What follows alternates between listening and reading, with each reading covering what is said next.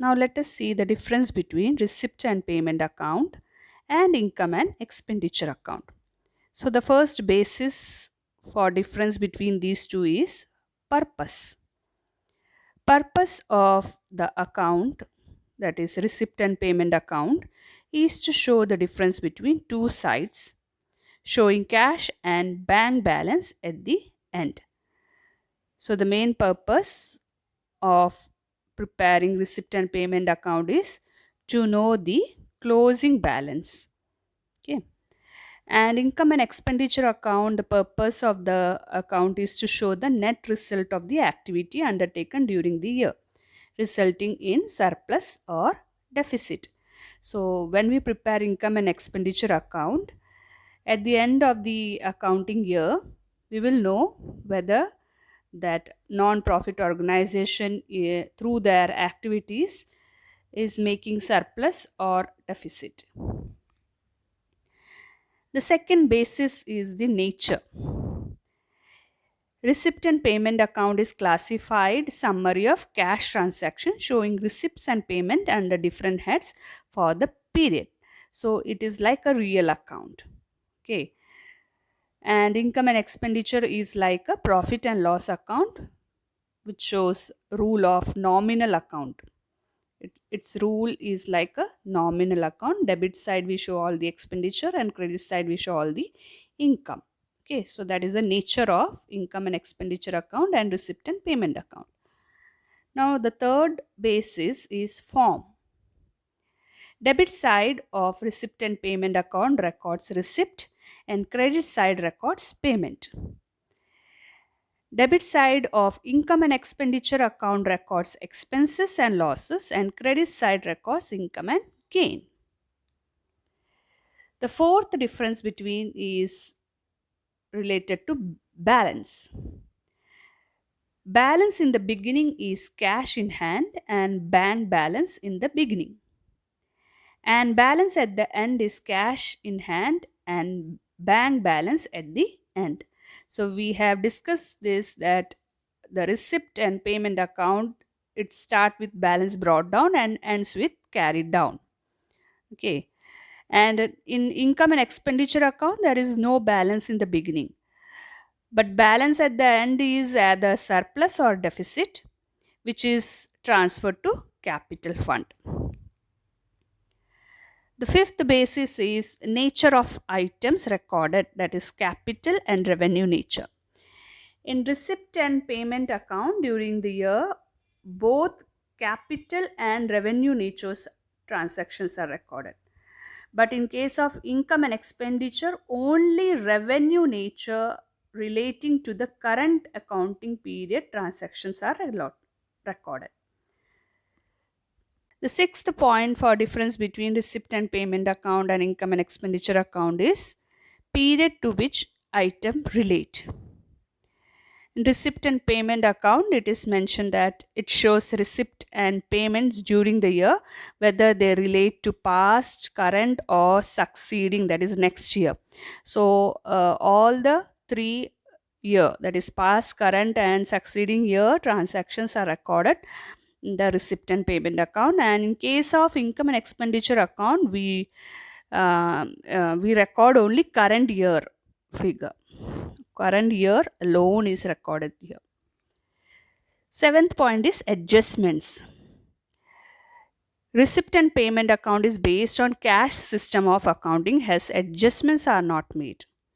But in case of income and expenditure account, it is based on accrual system of accounting, hence adjustments are made for prepaid expenses, outstanding expenses, accrued income, and income received in advance. So all these things are recorded, that is adjustments are made in case of income and expenditure account.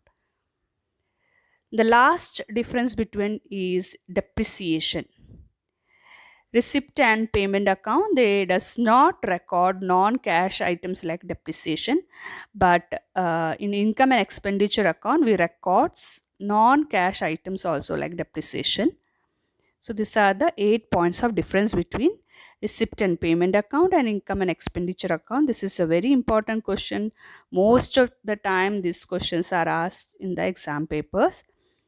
Next concept we have to study is balance sheet. We know that non-profit organization, their financial statements consist of receipt and payment account, income and expenditure account, and balance sheet. So we saw receipt and payment account and income and expenditure account. Now it's balance sheet. Balance sheet shows the financial position of an organization at a particular date that we know very well. It is prepared after having prepared the income and expenditure account. So we prepare receipt and payment account, then on that basis we prepare income and expenditure account. After preparing income and expenditure account, we prepare the balance sheet. Surplus or deficit which we gets from income and expenditure account, that is transferred to the capital fund. This capital fund is one of the item related to balance sheet. Okay. Now, balance sheet shows, you know very well, balance sheet shows assets, liability, and capital fund.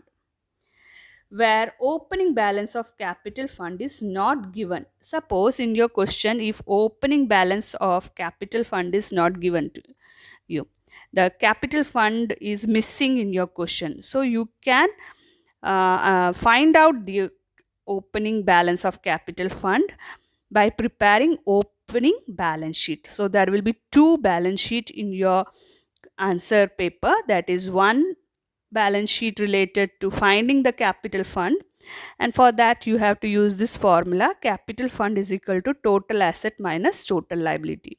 So from the old balance sheet you can find the capital fund, and that is opening balance sheet you can find the capital fund, and you have to prepare a new balance sheet in which the capital fund from the opening balance sheet can be used. Okay, so this was about balance sheet. Now you can see the format of a balance sheet. The format is the same what you have studied last year. Here only difference is, instead of word capital alone, you have to use capital fund, which is also known as general fund or corpus fund. So opening balance will be provided, or you will have to find out. Then you have to add surplus. If it is deficit, you have to deduct it. Next item related to balance sheet is building fund. Any sort of fund. If in your question they have given you any sort of fund like building fund, sports fund, that will be mentioned in the liability side. So building fund is a liability. Its opening balance will be written in the inner side. Any income related to this particular fund, that is donation for building, then income from building fund investment, any income you have received by way of building fund, that will be added to the opening balance. And if you have made any expenses, or if you have made any some fund had been used up, then that will be deducted from the particular fund account. Yeah, you can see sports fund is also the same way, opening balance, that you will add the donations or interest related to this particular fund. Okay, so sports fund amount will be used for sports purpose only.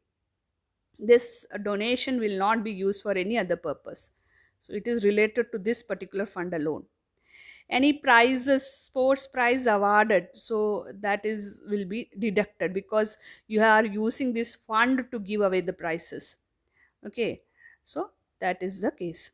Next you have current liability, all sort of current liability like outstanding expenses, outstanding rent, salary, electricity charges, then these items will be shown in the liability side. Subscription received in advance, that is a prepaid subscription, will be written in the liability side. Now in asset side, as you know, fixed assets, that is opening balance of building. Okay, building fund we have to write here, but building is your asset, so that will be written in the asset side. If you are purchasing building in the middle of that year, that is additional building, so that is to write mention over here. Depreciation as usual will be deducted. Same is the case with other assets also. Then we have in the list current assets. subscription in arrears. Arrears means outstanding. Okay, the amount which we have not yet, that is, this income we have not yet received. Okay, so that is still outstanding. We are yet to receive these subscriptions. So that is our asset that we will write here. Accrued interest, then the um, building fund investments we will write over asset side, in the asset side.